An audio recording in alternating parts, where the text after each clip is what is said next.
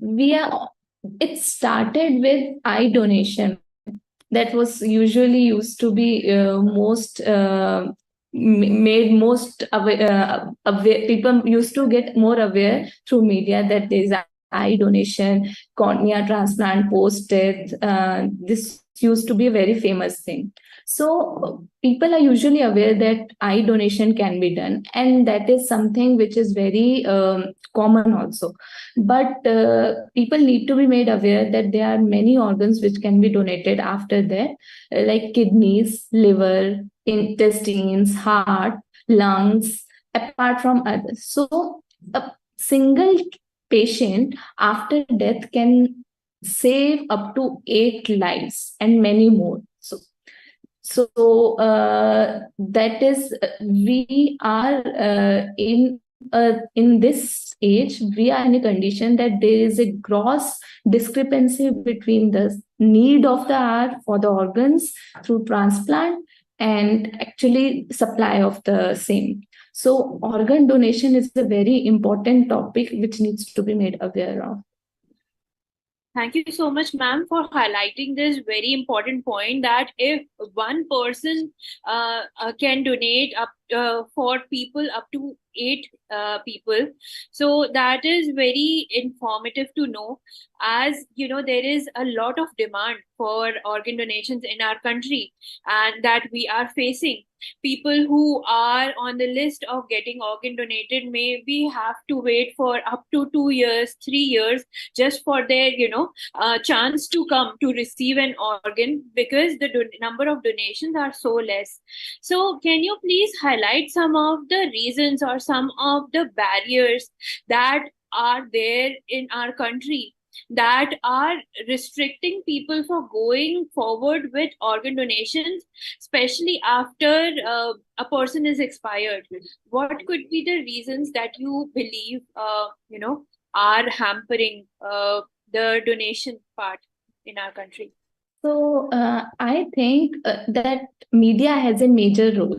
So we are all aware there have been movies or news showing commerce, organ scams. So patients have this myth that once if they donate, then it's going to go on a market or anything like that. So that is the main. So once a patient and also once a patient is admitted and doctor feels that there is no good prognosis and he's not going to live further, so doctors start sensitizing the family that if they want to, then they can decide to donate the organs.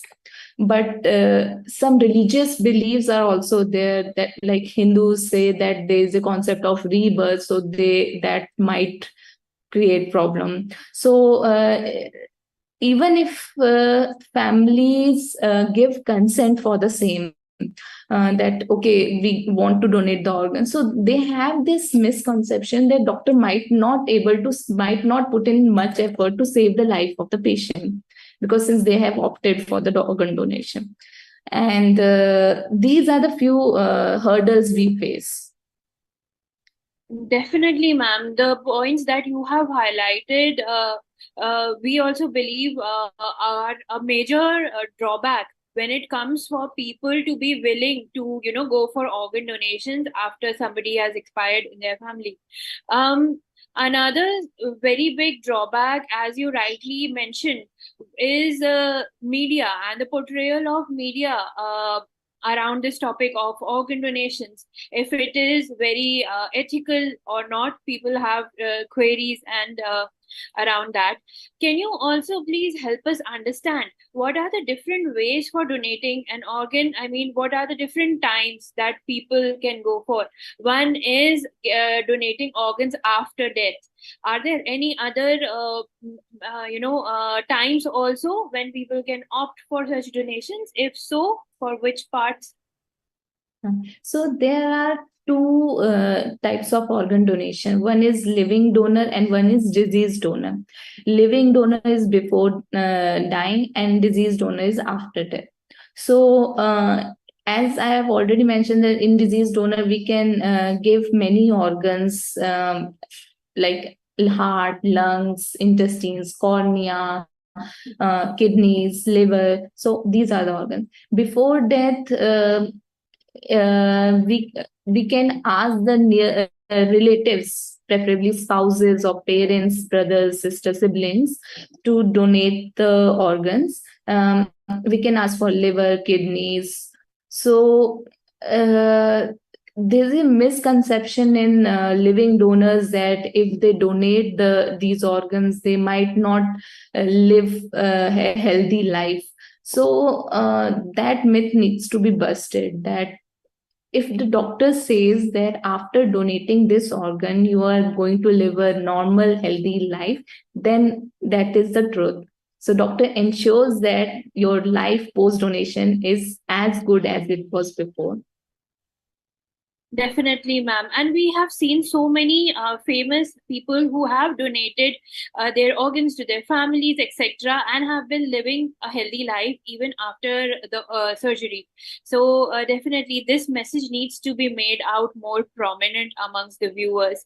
Another query is, if somebody is wanting to commit for donating their body, at what time would the donations happen? I mean, after dying, what would be the time span in which the family members should be informing the authorities that, we are interested?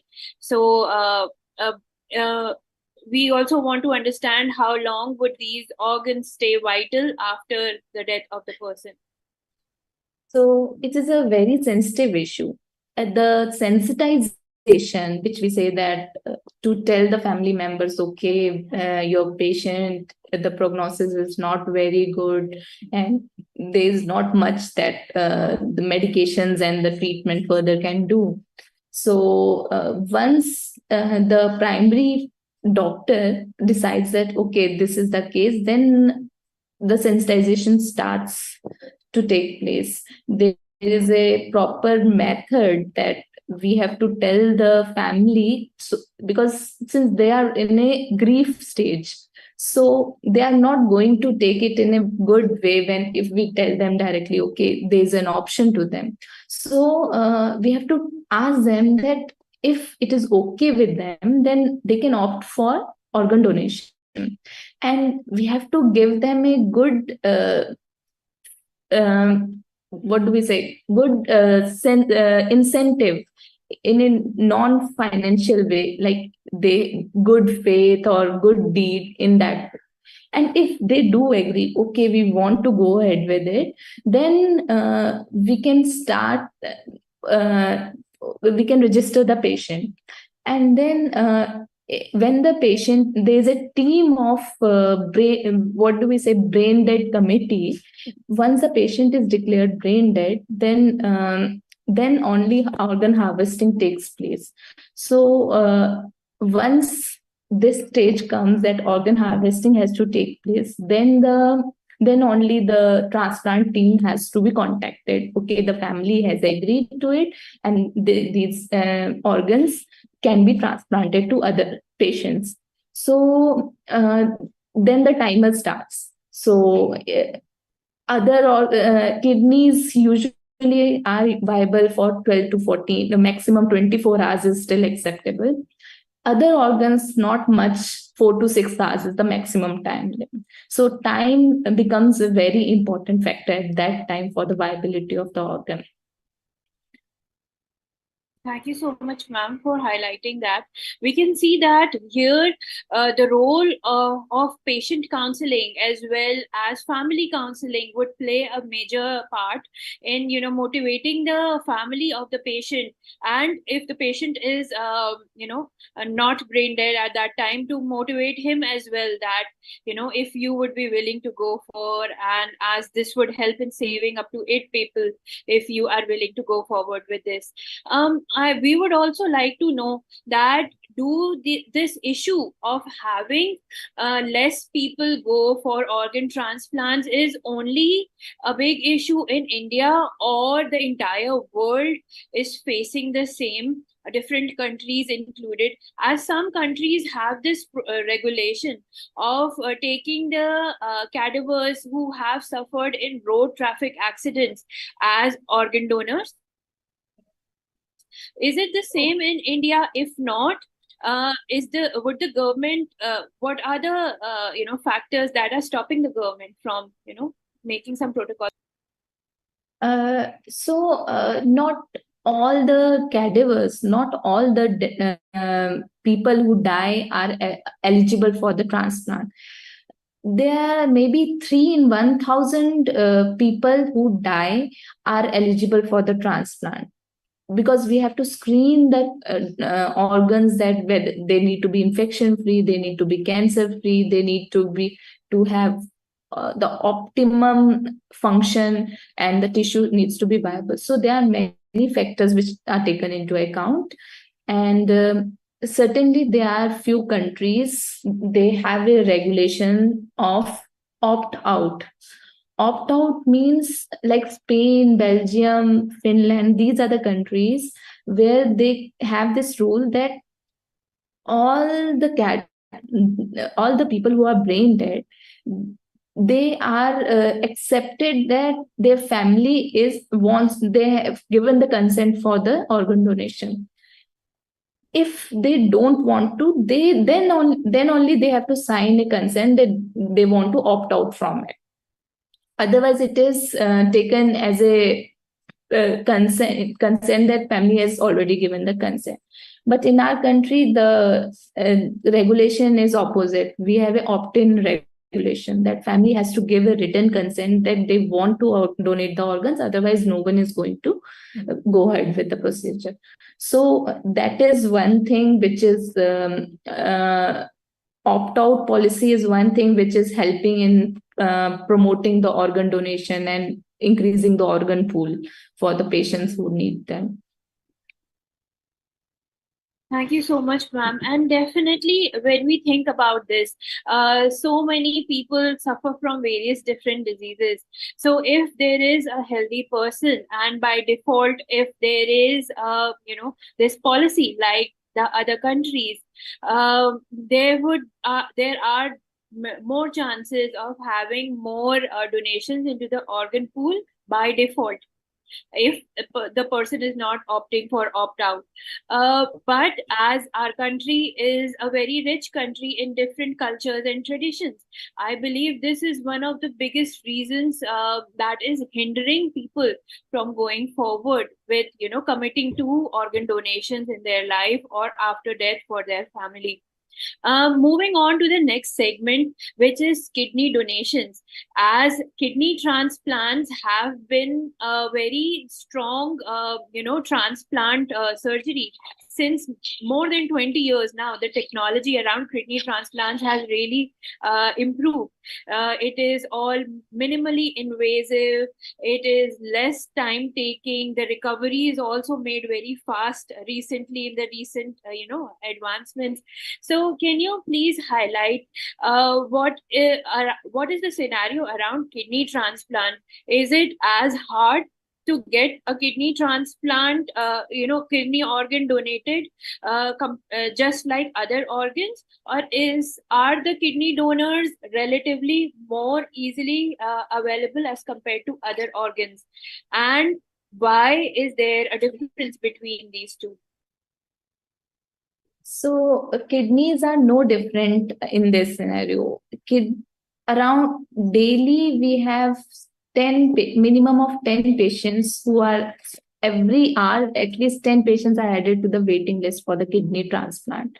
So the number is increasing in the registry day by day. And there is a myth, howsoever doctor clearly states that you can live with single functional good kidney, but patients have this belief if we donate one kidney we are going to go into dialysis or whatever. So we have to be very proactive in creating awareness that whether you are opting for a living donor or diseased donor, first the patient himself, who is a kidney failure patient, has to be aware that they have an option for kidney transplant. Then comes the option that whether they want to opt for the living donor or the deceased donor. If they are opting for the living donor, then comes who is going to be a donor. Most of the times it is spouse or parents or siblings. And then there is comes a factor of guilt that we are taking the kidney of our near and dear ones. Then there are few cases of organ commerce also, and being in the name of taking that there is a rule or patient can give authority, written authority, I can donate, unrelated donors and everything. So there are some what do you say rules which are being broken, but so that is the case. And in case of disease donors, uh, in kidneys are respectively have a more viable time. Like if a patient is brain dead, then if we recover the kidneys from that brain dead patient, that is viable for 12 to 24 hours in as compared to the other organs which have a less viable time. So kidneys are better in that way. Thank you so much, ma'am, for sharing that. Another thing that we would want to know is what are the criteria for going for kidney donation for the donor, as well as what are the criteria for opting for kidney donations for the recipient, both. So, for a donor to be able to give the kidneys, he has to be healthy. Means he has to be free of any kidney dysfunction. He should not. He should have a normal kidney function. If he's diabetic, his diabetes should be controlled, not insulin dependent. If he's hypertensive, it should be controlled on few medications, and also he should be free of infections. And actually doctor does extensive tests to make sure that the life after donation should be as good as it was before. So we do all the basic blood tests, ultrasound and everything to ensure that the patient lives with one single kidney after the surgery. Ma'am, can you also please highlight if because many people do not want to go for organ donation surgeries, they do not want kidney transplants. They feel that if there is a chance for going for treatment such as dialysis, they would want to opt that rather than going for a kidney transplant. So, what are the two cases in which person you would advise person to go for a kidney transplant instead of a dialysis, or when and how these two are advised? So no doubt kidney transplant is the best option. The life after transplant is as good as normal. And other than the fact that there are few follow-ups with the doctors and few tests needs to be done and the medication needs to be taken on time. Apart from that, the life becomes way better than a dialysis patient. So we all, once the patient comes with a kidney failure, we always give them the option for transplant unless and until there are few cases that the patient is suffering from severe heart failure, or patient has some underlying cancer, or patient has some active infection. So we counsel them accordingly that okay, if in case of infection we'll treat it and they'll later on go ahead with the transplant. And in case of cancer or severe heart failure it cannot be recovered, then we counsel that it's better to go on dialysis for further. Otherwise kidney transplant is always the number one option. Thank you so much, ma'am. Another very major doubt that people have is around this word organ matching, that is very widely used around organ donation subject, is organ matching is important. So can you please explain us what this means? And while we are talking about kidney transplants, how big or how important is this in kidney transplant case as well? So kidney, the matching is in terms of various things. First and foremost is the DNA matching. We do the blood group matching and the DNA matching, ensuring that if the match is more, then the chances of accepting the kidney after the surgery is better. So the chances of rejection reduces. Nonetheless, there are many advancements right now where we can do the opposite blood group transplant also. We can do the transplant with least matching of the tissues. And there are few these things, medications and advancements. But it's always better if we have an option, then go ahead with the best matched blood. If the blood group should be compatible and DNA match should be maximum. And Thank you so much. in case of disease donor transplant, then we ensure that there are particular lists where we ensure that the sizes of the kidney should match, and the criteria is different for the recipient to receive that donor kidney, depending on the blood grouping, DNA matching, and the type of the dialysis he's on, number of dialysis fistula failures he had, and the duration of the time he has been on the waiting list. These are the few factors we take into account. Thank you so much, ma'am. So as you are highlighting that the kidney donations taken from near family members match better as they share a common DNA, or many parts of the DNA that they share as they are family members. So, ma'am, are there any particular diseases that run in the terms of kidney health which are passed on to family members through DNA, particularly that people should be aware of? That if one of the family members is suffering from this, he is not allowed to give, or donate kidney in that sense.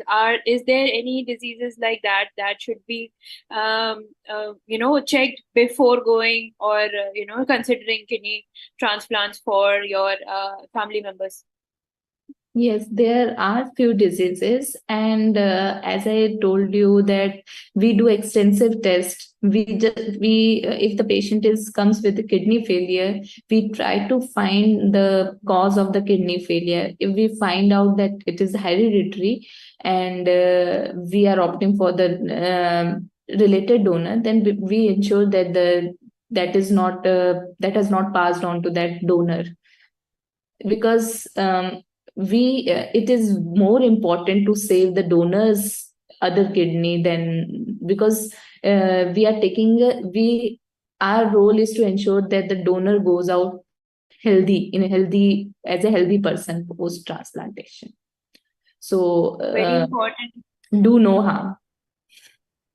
That is Definitely, ma'am. That is one very important factor that you highlighted, and we would like to re-emphasize this, that donations are not meant to harm the donors. Organ donations are only meant to support people who are not having optimum lifestyle with, organ donation technology and science that we have, so that the donors as well as the recipient can continue forward living in a most healthy way possible. So, if you are considering to donate any of the organs to your near and dear ones, or to go for organ donation after death, please consider this deeply, as there is a wide need for donations in our country.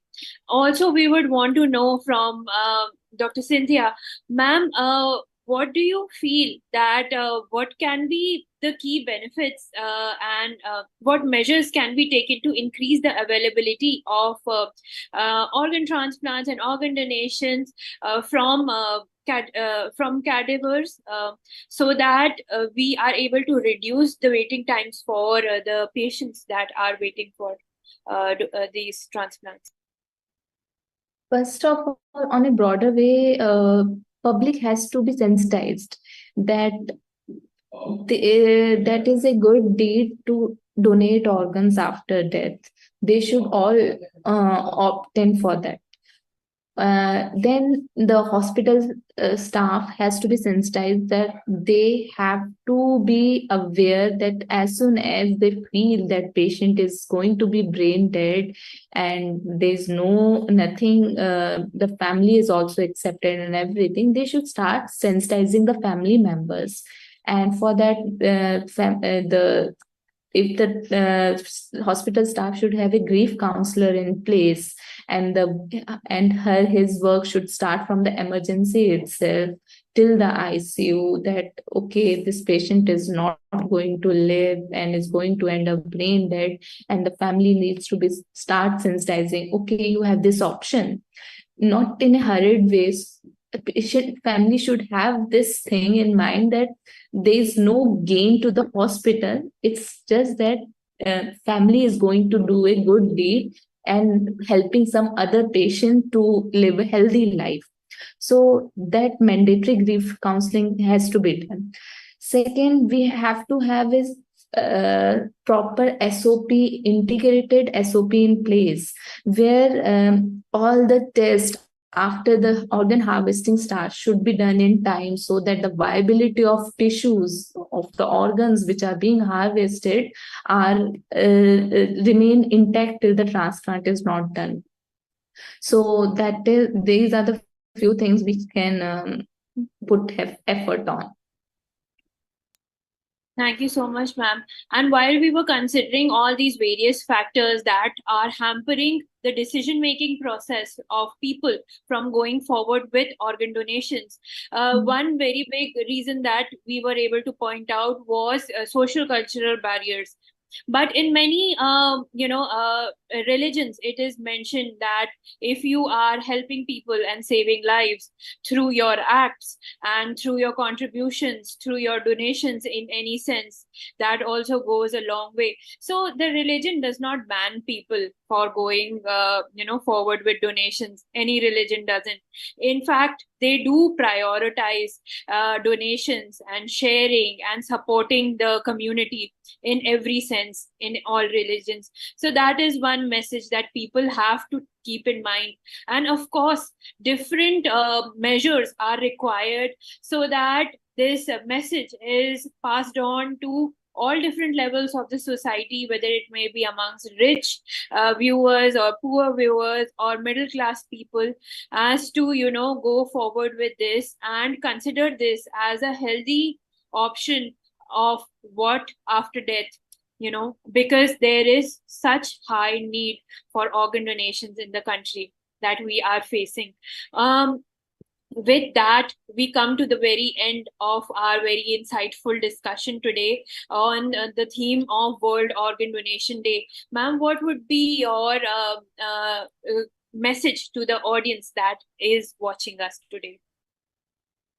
My first request to all the kidney patient is to go ahead with the kidney transplant as a first option, because that is always a good option.